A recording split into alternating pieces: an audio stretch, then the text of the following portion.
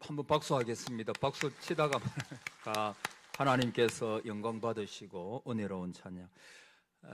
이 노래 참 좋은 찬양이지요. 옛날에 옹기장이 선교단이 있었는데 이 찬양을 제가 옛날에 많이 듣고 부르고 이 찬양을 들으면서 여러분의 영혼이 잘 되고 복 받는 그런 은혜가 있기를 바랍니다. 그 찬양이에요. 하나님은 여러분을 지키고 우리를 돌보시고 우리 교회와 여러분의 가정과 함께 땅에 기름진 것으로 하늘에 좋은 것으로 채워 주옵소서. 바로 그런 노래거든요. 여러분, 요한복음 3장 16절에 보면 우리 잘 아는 말씀이 있잖아요. 하나님이 세상을 이처럼 사랑하사 독생자를 주셨으니 이는 그를 믿는 자마다 멸망치 않고 따라합시다. 영생을 얻게 하려 하심이라.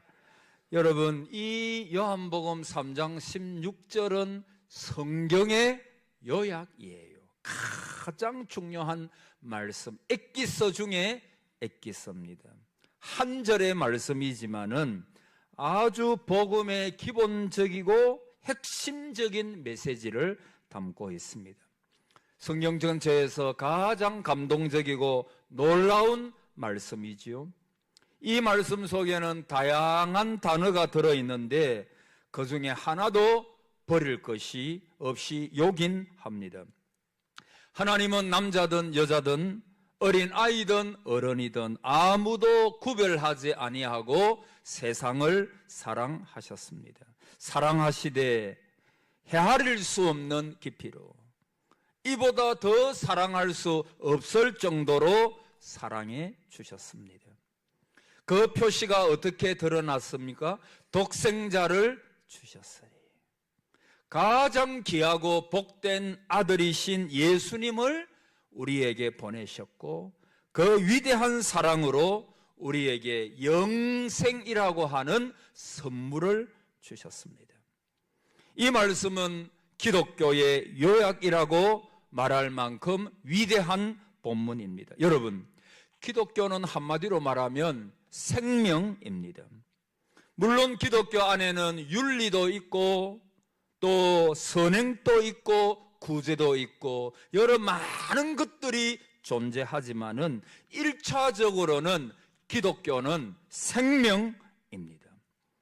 하나님께서 우리에게 모태로부터의 생명과는 또 다른 생명, born again, 다시 태어나 거듭남, 이 영원한 생명을 우리에게 주셨지요. 이 영원한 생명을 주신 이유는 하나님께서 저와 여러분을 극히 사랑하셨기 때문입니다. 인생의 핵심적인 문제를 하나 꼽으려고 하면 사랑입니다. 여러분, 인간은 먹는 것 가지고만 살 수가 없지요. 우리는 사랑을 받아야 합니다. 특별히 이 사랑이 결핍되어질 때에 많은 어려움을 겪게 됩니다. 사랑은 인생을 인생답게 하는 것입니다. 그 중에서도 제일 핵심적인 것은 하나님의 사랑을 아는 거예요. 내가 하나님의 사랑을 알아야 사람을 바르게 사랑할 수도 있고 그 전에는 절대로 바른 사랑을 할 수가 없습니다. 하나님이 세상을 이처럼 사랑하셨다는 이 귀한 사랑이야말로 인생의 가장 궁극적인 필요입니다. 이 세상은 말합니다. 돈이 필요하다, 건강이 필요하다, 명예와 특출된 지식이, 능력이 필요하다라고 가르칩니다. 그러나 모든 필요의 뿌리는 사랑이고 사랑의 결핍이야말로 인생의 큰 불행과 고통에 이르게 합니다. 오늘 본문은 우리가 너무나도 잘 아는 내용이지요. 하나님의 구속적인 사랑, 하나님께서 우리를 어떻게 구원하시려고 사랑하셨는가, 그것을 우리에게 잘 보여주고 있습니다. 우리가 이 하나님의 풍성한 구속적인 사랑을 경험할 때 세상을 살아가면서 어떤 광야와 같은 세상일지라도 이 하나님의 사랑을 알고 이 사랑을 느끼고 이 사랑의 능력을 우리가 받을 때 우리는 이 광야와 같은 세상을 능히 이기면서 살아갈 수가 있습니다. 그래서 사도 바울은 에베소 3장에서 그리스도의 사랑의 넓이와 높이와 길이와 그 넓이를 알기를 원한다, 그렇게 말씀하고 있습니다. 여러분, 풍성한 구속적인 사랑은 어떤 사랑이냐? 오늘 제가 두 가지로 말씀을 나누겠습니다. 첫째는 하나님의 사랑은 무가치한 대상을 향한 사랑입니다. 무가치한 대상을 향한 사랑이 바로 하나님의 사랑입니다. 그래서 오늘 우리 잘 아는 말씀이죠. 6절에 우리가 아직 연약할 때에, 우리가 하나님을 기쁘시게 할 만한 어떤 힘도 없을 때, 여러분, 세상의 사랑은 어떤 사랑입니까? 연약한 자를 별로 사랑하지 않아요. 이번에도 국회의원 청문회, 장관 청문회를 보니까 많이 나오는 것 중에 하나가 갑질 논란입니다. 여러분, 가장 예민하게 다루는 문제가 요즘에 갑질이지요. 갑과 을, 힘이 조금 있다고 해가지고 자기 밑에 있다고 생각하는 사람들을 함부로 대하는 거, 그거 참 좋지 않은 거지요. 인간은 다 하나님의 형상으로 지음받은 고귀한 존재들입니다. 그러므로 어느 아이를 대하든지 또는 어떤 분을 대하든지 간에 그분은 하나님의 형상으로 지음받았기 때문에 그 자체 하나만으로도 우리가 귀하게 여겨야 합니다. 여러분, 세상은 그렇습니다. 연약할 때 무시하는 경우가 많고 연약할 때 싫어하는 경우가 많아요. 그러나 하나님은 우리를 사랑하시되 언제 사랑하셨느냐? 따라합시다. 연약할 때 사랑하셨어요. 8절에 우리가 아직 죄인 되었을 때에, 그랬죠. 하나님이 가장 싫어하는 죄를 짓고 있을 때, 사도 바울의 버전으로 말하면 내가 죄인 중에 갯수일 때. 여러분, 죄는 정말 무거운 것입니다. 왜 무거운 것입니까? 우리의 모든 죄는 하나님 앞에서의 죄이기 때문입니다. 거룩하신 하나님 앞에서의 죄이기 때문입니다. 그래서 성경은 죄 문제에 대하여서는 조금의 타협도 없습니다. 그러므로 죄의 삭은 사망입니다. 그 죄 때문에 예수님께서 오늘 성찬식을 거행합니다마는 저와 여러분의 그 죄 때문에 그분께서 십자가에 달려 돌아가셨습니다. 하나님은 언제 우리를 사랑하셨습니까? 내가 죄인 되었을 때. 그리고 10절에 보면 읽지는 않았지만 우리가 원수가 되었을 때, 하나님을 대적하고 하나님을 부정하고 하나님을 조롱하고 하나님이 어디 있느냐, 마치 사울이 다메섹 도상에서 주님을 만나기 전까지 예수 그리스도, 십자가에 죽으신 그리스도, 부활하신 그 그리스도, 그를 원수처럼 대할 때 그분께서 사랑은 여기 있으니 내가 먼저 하나님을 사랑한 것이 아니고 하나님께서 우리를 먼저 사랑하여. 여러분이 오늘 이 자리에 나와 계신 것은 여러분의 어떤 의지와 여러분의 결단으로 나온 것 같지만, 그러나 여러분이 구원받는 이 자리, 하나님의 구원받은 백성으로서 이 자리에 예배 드리시는 것은 먼저 그분께서 여러분을 찾아오시고 여러분의 마음을 만지시고 여러분의 마음이 교회로 향하도록, 이 복된 자리로 향하도록 그분께서 먼저 인도하셨던 것입니다. 여러분, 그렇습니다. 우리가 하나님 보시기에 조금의 어려움도 없고 좋은 면이 없고 어떤 공로가 있어서가 아니라 내가 죄인 되었을 때, 연약할 때 그리고 원수 되어졌을 때 가장 더러운 모양으로 하나님 앞에 있을 그때에 하나님은 이 땅에 독생자를 보내시고 저와 여러분을 사랑하셨습니다. 우리 잘 아는 이야기 하나 있죠. 한 번은 어떤 화가들이 모여가지고 어느 화가의 화실에서 어떻게 하면 참신한 주제를 가지고 그림을 그릴 수 있을까 고심하고 대화를 합니다. 그때 남루한 옷을 입은 한 할머니가 떡을 가득 담고 문을 두드리면서 들어옵니다. 떡을 좀 사십시오. 그 모습을 하고 들어오는 그 할머니를 보고 화가들이 무릎을 칩니다. 이 할머니의 모습이야말로 우리가 화폭에 담을 수 있는 가장 아름답고 좋은 소재가 될 것이라고 생각했어요.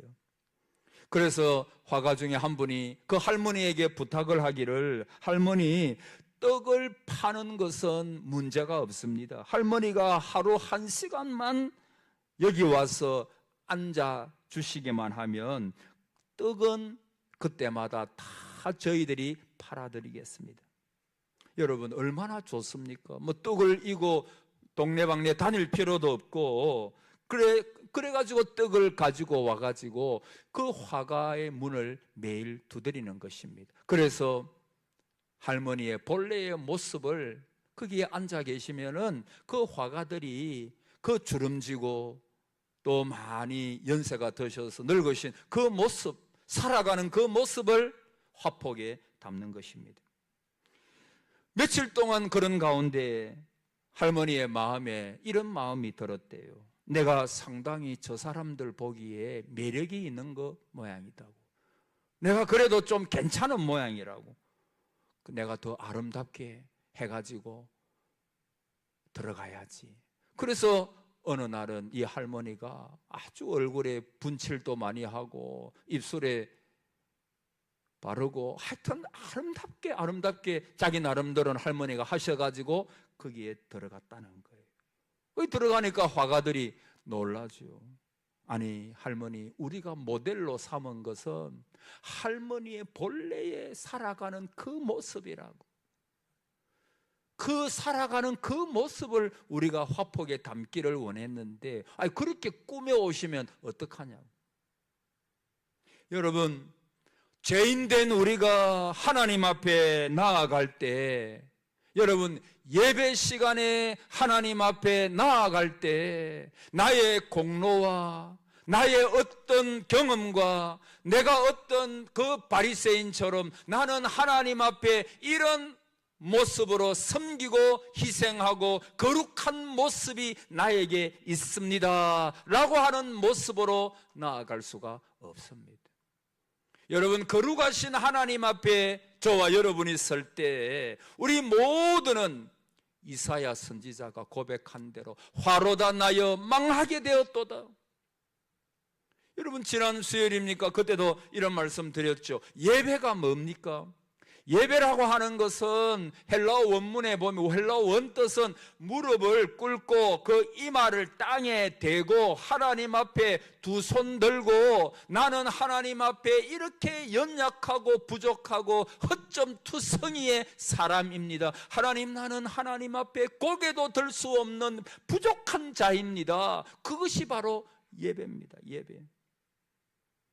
그래서 여러분, 아프리카 사람들 보십시오. 아프리카 어떤 목사님이 아프리카에 선교한다고 갔는데 그 사람들이 예배 드리는 모습을 보니까 뭐 그냥 흙이에요. 거기에 자기의 이마를 대고 자기의 하나님 만드신 그 대지 위에 자기의 입을 맞추고 그냥 꿇어 엎드려 가지고 하나님 앞에 예배 드리면서 나중에는 손을 들고 하나님, 저는 죄인입니다. 하나님 앞에 예배 드릴 수 있는 은혜 베풀어 주신 것 감사합니다. 거기는 교회당도 멋진 교회당도 없고 그냥 다 허물어져 가는 어떤 그런 움막 같은 곳에서, 그것이 교회예요. 그 앞에서 그들이 그냥 꿇어 엎드리는 거예요. 꿇어 엎드리는 거예요. 여러분, 그게 바로 예배입니다.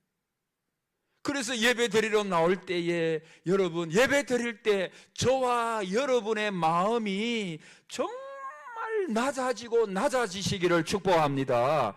겸손한 자에게는 뭐를 베풀어요? 은혜를 베풀어요. 여기에 내 공로, 내 어떤 거 내어놓을 것 하나도 없습니다. 거룩하신 하나님 앞에 내가 딱 설 때 화로다 나여 망하게 되었도다, 그것밖에 없습니다. 여러분, 이사야 6장에 보면은 그런 내용이 나오잖아요. 이사야를 선지자로 부르실 때 이사야가 그것을 보는 것입니다. 환상으로 보는 겁니다. 서랍들이 모셔섰다 그랬죠. 서랍은 천사들을 가르쳐요. 그런데 그 천사들도 여러분 죄가 없는 존재들입니다. 천사가 타락하여 마귀가 되고 타락한 존재가 되었지만 거기 있는 천사들은 깨끗한 존재, 죄가 없는 깨끗한 존재들입니다. 근데 그 서랍들이 여호와 하나님을 찬양하고 예배를 드리는데 6 날개가 있습니다. 근데 그 2 날개로는 자기의 얼굴을 가리우고, 하나님께서 영광 가운데 보좌에 계시는데 그 보좌에 계신 하나님을 향하여 예배를 드리는데 그 거룩한 천사들도 얼굴을 가리우는, 눈을 가리우는 것입니다. 여러분, 어떤 분은 기도하면서 하나님을 보여주시옵소서. 여러분, 하나님 보면 죽습니다. 태양을 우리가 태양을 보더라도 눈이 부셔가지고 조금 보다가는 못 봐요. 태양보다도 훨씬 더 밝은 영광 가운데 거하시는 그 하나님을 본다면 우리는 그 자리에서 죽을 것입니다. 여러분, 우리가 천국에 가서도 하나님이 어떤 분인가를 다 알 수 있을까요? 영원토록 하나님의 영광스럽고 위대한 모습을 영원토록 알아갈 것입니다. 너무나도 위대하시기 때문에. 그래서 그 서랍들이 2 날개로는 얼굴을 가리우고 눈을 가리웠다는 것입니다. 너무 거룩하셔가지고 하나님을 보지 못하는 것입니다. 2 날개를 가지고 발을 가리우고 그랬어요. 이 발은요, 죄를 상징하는 것입니다. 발을. 근데 그 천사들은 죄가 없는 존재들입니다. 하물며 하나님 앞에 예배드리러 나오는 저와 여러분 얼마나 죄가 많아요. 억만제약 가운데서 구원해 주시, 그야말로 억만제약입니다.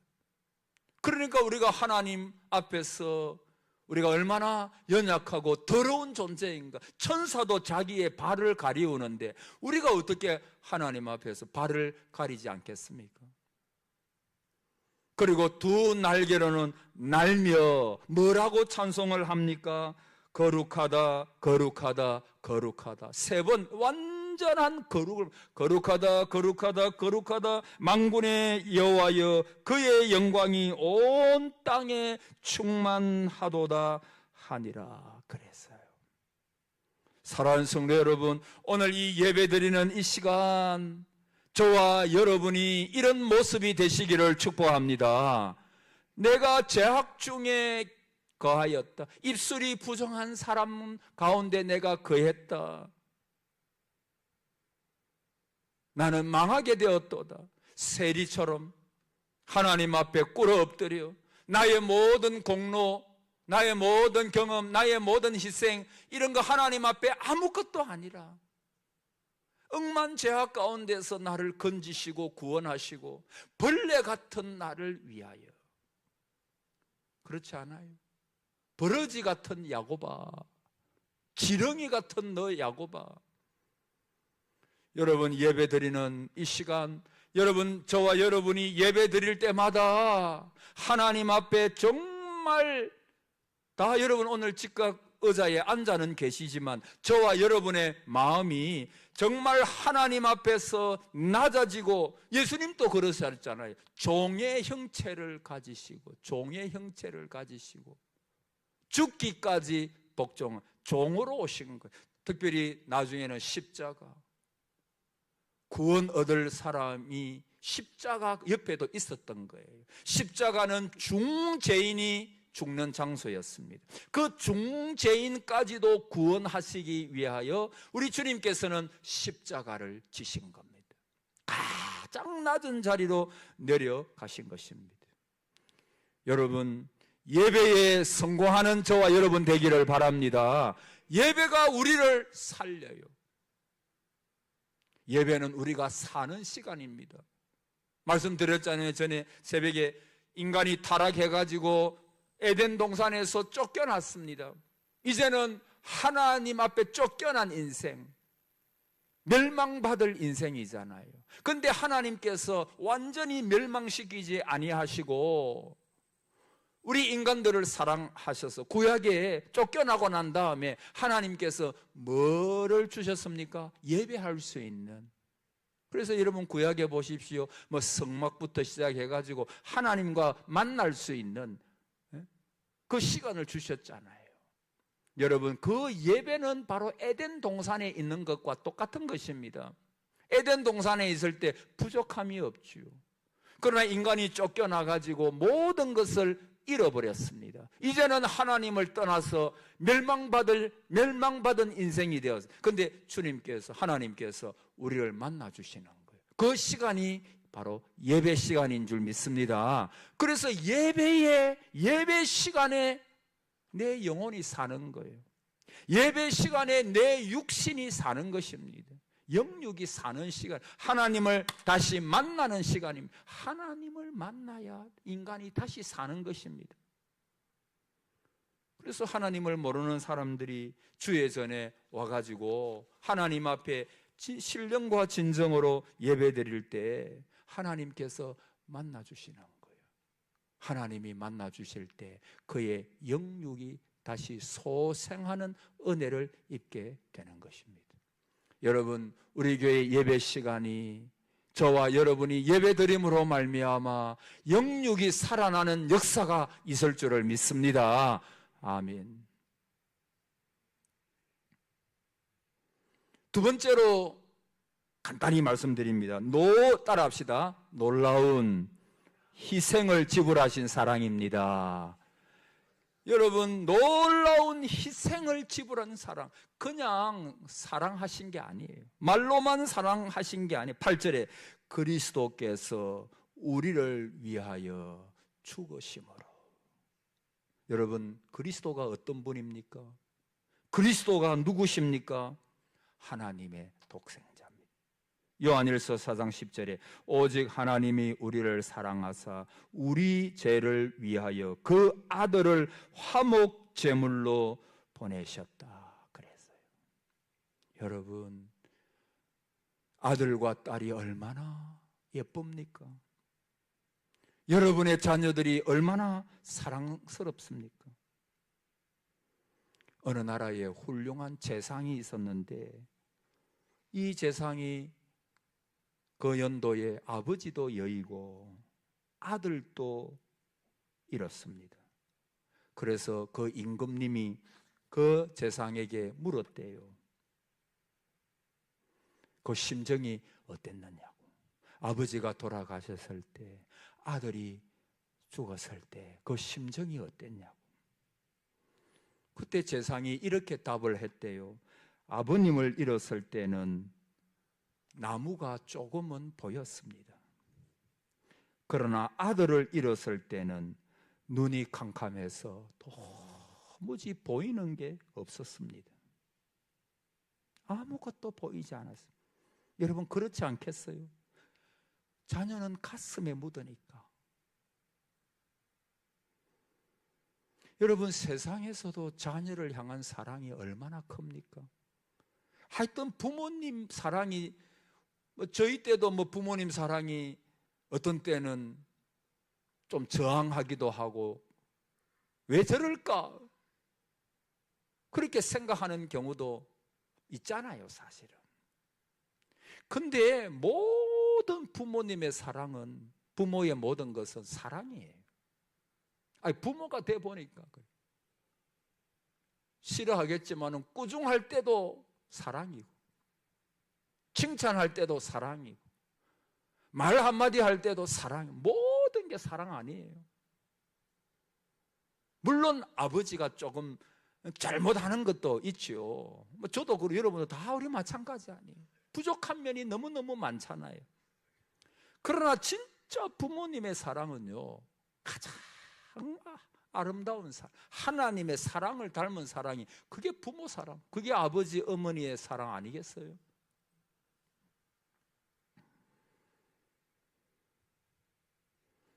근데 하나님은 아까 말했죠. 가치가 없는, 연약하고 원수 되었을 때, 죄인 되었을 때, 영원한 저주 아래에서 지옥의 형벌을 받을 수밖에 없는 저와 여러분을 위하여 독생자를 보내신 거예요. 이해 안 되는 사랑, 여러분 한마디로 말하면 하나님의 사랑은 이해가 안 되는 사랑, 이해가 안 되는 사랑이에요.